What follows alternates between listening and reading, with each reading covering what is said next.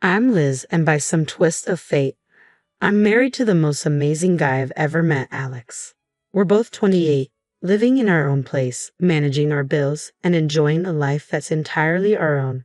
It's been a year since we tied the knot, and honestly, life has been good, except for one minor detail. Alex's parents. Don't get me wrong, I never expected to be the daughter-in-law of the year, but I also didn't expect to feel like an intruder in their family. From the moment I met my in-laws, it felt like I'd walked into a lion's den with a stake tied around my neck. My mother-in-law, Jane, had this way of looking at me as if she was trying to decide whether I was more of a nuisance or just plain dull. I could tell she had already judged me and found me lacking before I'd even managed a hello. Alex had given me a heads up about his mom. She can be a bit much, he said as we drove to their house for the first time. But don't take it personally, okay? I didn't, or at least I tried not to. At dinner, while passing the salt, Jane remarked, "You know, Stephanie used to cook such wonderful meals. Remember that risotto, honey?" she said to Alex, who just nodded, his jaw set tight. "Yeah, I remember," he replied, not looking at me. I sat there, salt shaker in hand, feeling invisible as they spoke about Stephanie as if I wasn't even there. A pang of hurt hit me, but I swallowed it down with a smile. "Sounds like she was a great cook," I said, trying to appear unaffected. Jane's eyes met mine, and she smiled, but it didn't quite reach her eyes. Oh, she was. She was a lot of things. That night, I told Alex how I felt like I was being measured against some ghost.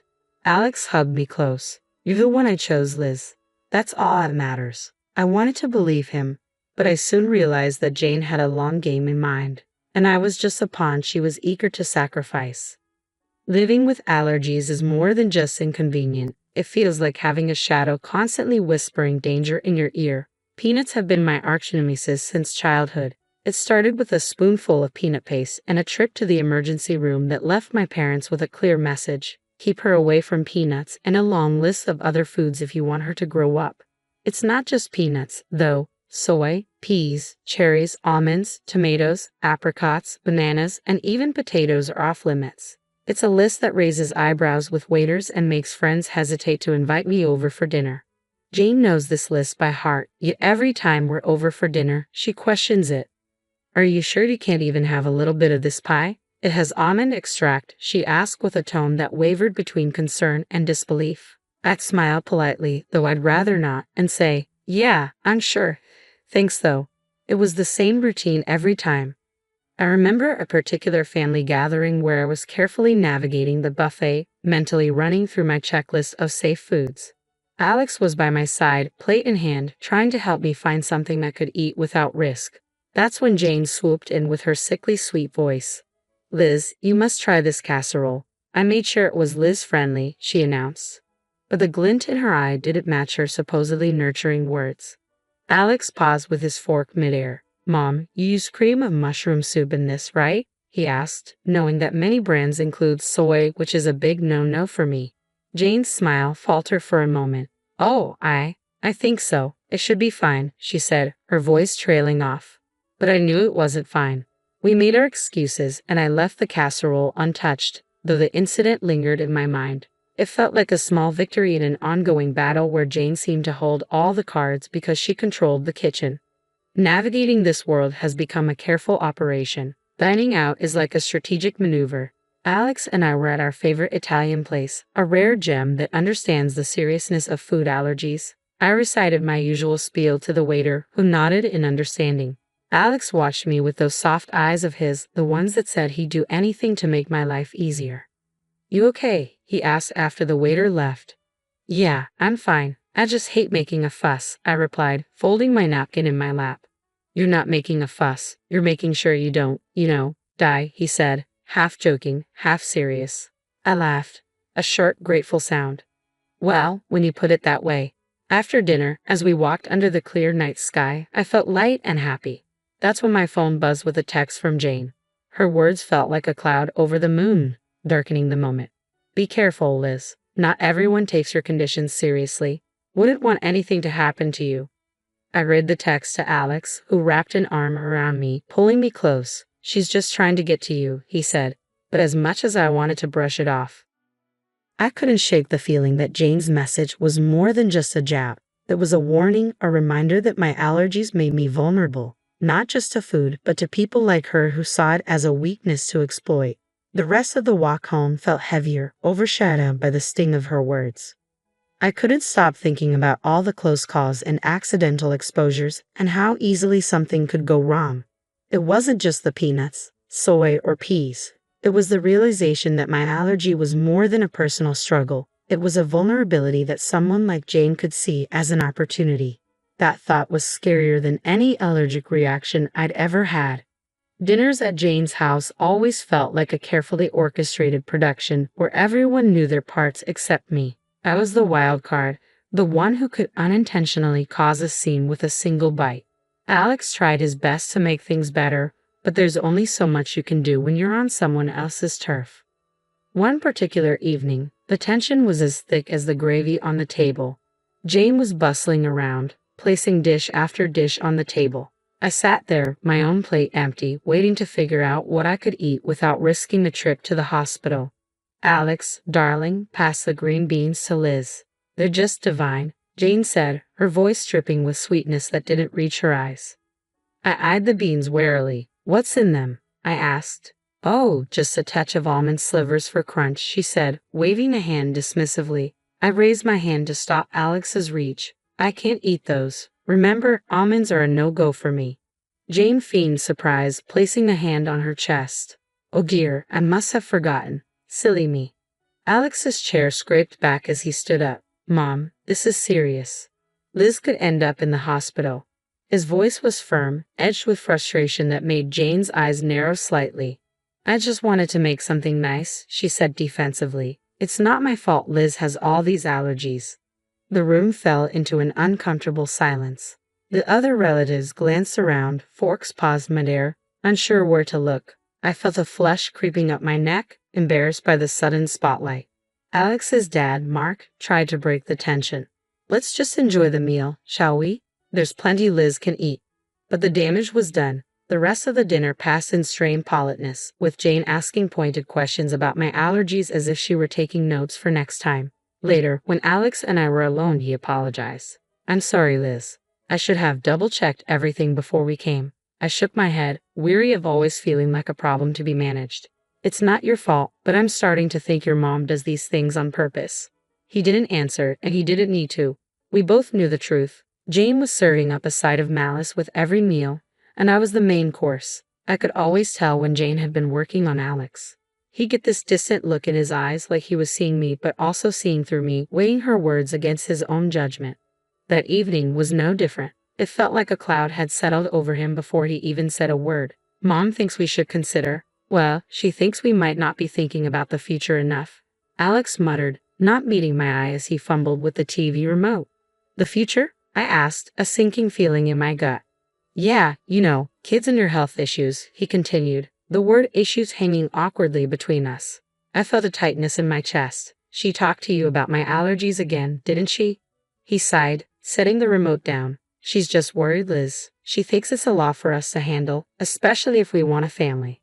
I bristled. We've talked about this. I've managed so far, haven't I? There are plenty of people with allergies who have kids. Alex ran a hand through his hair, a clear sign of his stress. I know. It's just that she has this way of making me doubt things. The room fell silent for a moment, the tension palpable. I watched him, the man I loved, wrestling with the seeds of doubt his mother had planted. Alex, do you doubt us? I asked, my voice barely above a whisper.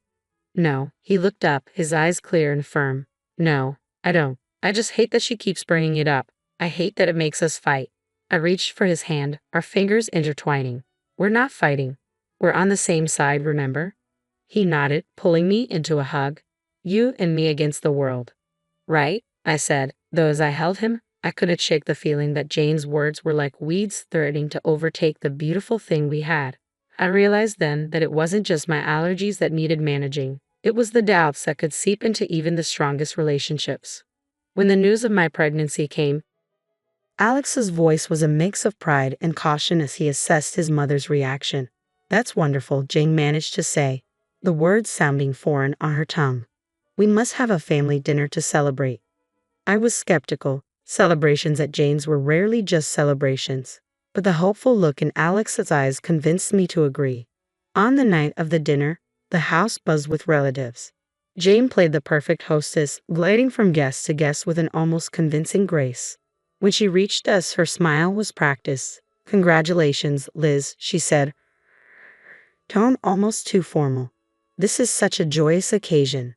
"Thank you, Jane," I replied, matching her formality. "We're excited." Alex wrapped his arm around my waist, a silent thank you for playing along. As dinner approached, my familiar anxiety returned.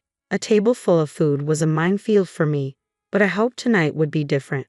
The table was a grand feast, dishes upon dishes laid out. I could feel every eye on me as I hesitated, my hand hovering over the options. "Go on, dear," Jane urged. "Eat up. You're eating for two now." I smiled weakly, choosing the safest options, vegetables and plain rice. But as I reached for a slice of bread, Jane stopped me. "Actually, maybe not that one," she said quickly. "I'm not sure if the baker used soy flour." I paused, bread in hand, and met her gaze. There was a flicker of something in her eyes, concern or perhaps a challenge. "Thank you for letting me know," I said, putting the bread down. But warning bells were already ringing in my head. How did she know about the soy flour? It seemed too close a call, too perfect a save. The rest of the meal passed in a blur of congratulations and clinking glasses, but I couldn't shake the feeling that Jane's hospitality was a veneer, hiding a trap set for the right moment.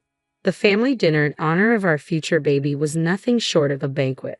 Jane had outdone herself, creating a spread that made Thanksgiving look modest. But my stomach was in knots, not from hunger, but from fear. Every dish was a potential hazard, a hidden enemy that could send me to the hospital or worse. As we all took our seats, the chatter around the table was lively, filled with the usual family gossip and stories. Jane presided over the feast at the head of the table, like a queen in her court. She called everyone to attention with a gentle tap of her glass. "Before we begin, I just want to say how thrilled we are to be celebrating Liz and Alex's upcoming addition to our family," Jane announced, her voice steady and clear. There was a round of cheers and applause, but the weight of her words lingered heavily, a reminder of the underlying tension that I couldn't ignore. I forced a smile, feeling Alex's reassuring squeeze under the table. "Thank you, everyone," I said. "We're really looking forward to this new chapter in our lives." As the meal began, I picked at my food cautiously, sticking to the simplest options. Alex's concerned gaze was fixed on me. "Are you doing okay?" he asked quietly. "Yeah, just being careful," I replied, pushing a roasted potato around my plate. Jane's eyes were on me, and I felt like a specimen under a microscope. "Liz, you haven't touched your salad," Jane said, her voice overly cheerful. "The dressing is on the side, just as you like it." "Thank you, Jane," I said, avoiding the salad that I suspected might contain hidden allergens. "I'm just not very hungry tonight." As the dinner went on, the tension mounted. Every time Jane offered me something, my anxiety spiked. The room seemed to grow hotter, the walls closing in with each passing minute. Then came the cake, a beautiful confection of sponge and cream that elicited oohs and ahs from the room. Jane cut a slice and handed it to me with a smile that might have been genuine if I didn't know better. "For the mom-to-be," she said, her voice overly sweet. I looked at the cake, then at Alex, then back at Jane. "I really shouldn't," I said, though it looked delicious. "Oh, come on, Liz," Jane pressed, her voice as sweet as the icing. "One little bite won't hurt for the baby." That's when Alex's dad, Mark, intervened. With a swift movement, he knocked the plate from my hands. The cake tumbled to the floor, and a stunned silence fell over the room. "What the hell, Dad?" Alex exclaimed, his voice a mix of anger and confusion. Mark stood, his face pale but his voice firm. "I saw the label in the trash. That cake has peanut oil in it." The room erupted into chaos. Jane's face was a mask of shock, but her eyes betrayed her. There was a flash of something darker, perhaps fear or guilt. Alex stood, his chair clattering behind him. "Mom, did you know about this?" he demanded. Jane's mouth opened and closed, but no words came out. In that moment, the truth was as clear as the danger that had been on my plate. The room fell silent, the dropped cake on the hardwood floor like a crime scene. Everyone's eyes were locked on Jane, who seemed to shrink under the collective gaze. "Mom, is it true? Did you know?" Alex's voice cut through the tension, sharp and demanding. Jane's eyes flickered with something dark before she regained her composure.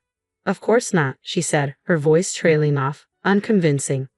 Mark wasn't having any of it. I saw the shopping list, Jane. Peanut oil for the cake. It was right there in your handwriting, he said, his voice steady but laced with disappointment. The murmurs around the table grew louder, a mix of disbelief and anger bubbling up from the family. Alex's hands were balled into fists, his voice shaking. How could you, Mom? Liz could have died. I was frozen in my seat, the gravity of the situation anchoring me down. This wasn't just carelessness or forgetfulness. It was intentional. Jane's mask finally slipped, her face twisting in anger. I never wanted it to come to this, but Jane's words cut deeply. She's not right for you, Alex, she said, her voice dripping with disdain. She's weak, and now she's bringing a child into this world who will be just like her. Alex's face was a mix of disbelief and anger. He stepped toward his mother, his voice rising. Weak? Liz is the strongest person I know. How could you be so cruel? I felt the weight of Jane's words pressing down on me, the eyes of the room watching for any sign of me breaking under the strain. But I held firm. Jane, I said, my voice surprisingly steady, you've made your feelings clear. But this isn't just about me. It's about a family, a grandchild. Jane's gaze dropped, her jaw clenched. For the first time, I saw a flicker of fear in her eyes. Maybe she realized that her actions had not only endangered me but had also jeopardized her relationship with her son, her reputation, everything. The rest of the evening blurred into a chaotic mix of arguments, tears, and hushed conversations as the family struggled to process what had happened. Alex and I left early, the weight of the night heavy on our shoulders. The drive home was silent, filled with the kind of weighty quiet that lingers between unsaid words. When we finally walked through our front door, the echoes of the night still resonated. Alex was the first to break the silence. I can't believe my own mother would do something like that, he said, his voice hollow. I sank onto the couch, the cushion offering little comfort. I know it's a lot to take in, Alex said as he sat beside me, taking my hands in his. I'm so sorry, Liz. This is unforgivable. I looked at him, the pain in his eyes making my heart ache. It's not your fault, Alex.